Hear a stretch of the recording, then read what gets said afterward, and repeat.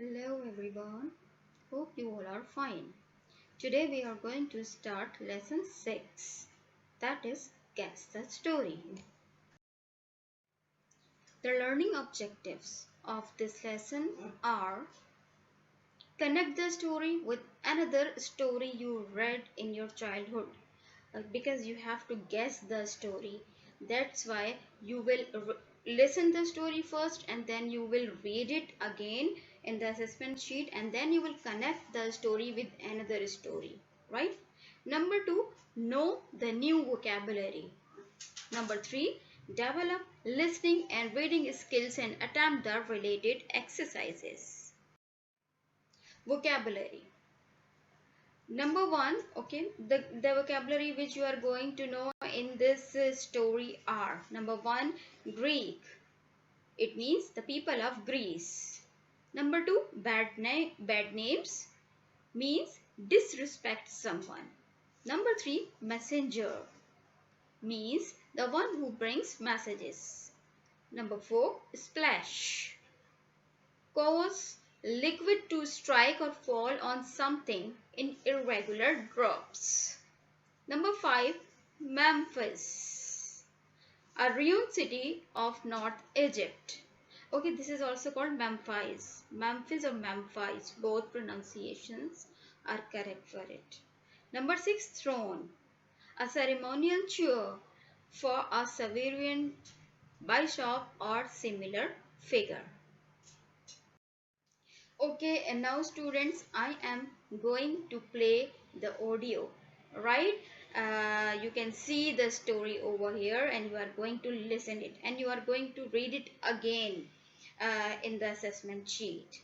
So let's start. The ancient Egyptians told many stories. Here is one. Do you recognize the story? Rhodopis was a servant in the house of an old man. She was Greek. And she looked different from all the other girls in the house, so they laughed at her and called her bad names. However, the old man liked Rhodopis, so the other girls in the house were jealous of Rhodopis and were mean to her. They made her work hard and shouted at her. Rhodopis was very sad about that, but she never said a bad word. The old man didn't know how mean the other girls were to Rhodopis. Her only friends were the birds and an old hippo, and she told them about the other girls when no one was listening. One day, the old man walked past when Rhodopis was dancing near the river. He thought that such a good dancer should have shoes, so he bought her a beautiful pair of golden shoes. Now the other girls were even more jealous. A few days later, a messenger arrived and told them that the Pharaoh was having a party and that everyone was invited. Rhodopis really wanted to go, but the other girls told her to get on with her work. While she was washing her clothes, the hippo jumped into the river and splashed water over her new shoes. She took them off to dry in the sun, but a large bird flew off with one of them. In Memphis, the Pharaoh was sitting on his throne watching the party. Suddenly, a bird flew down and dropped a shoe on him.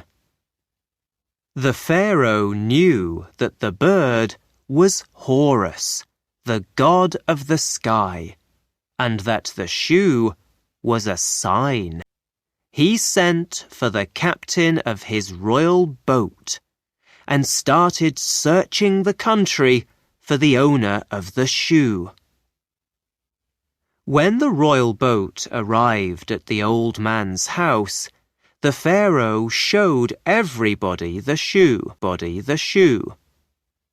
The girls saw it and knew that it belonged to Rhodopis, but they said nothing. The Pharaoh was leaving the house when suddenly he saw Rhodopis. He invited her to try on the shoe. The shoe fitted, and he asked her to be his wife. "But she's just a servant," the other girls said. The Pharaoh looked at them.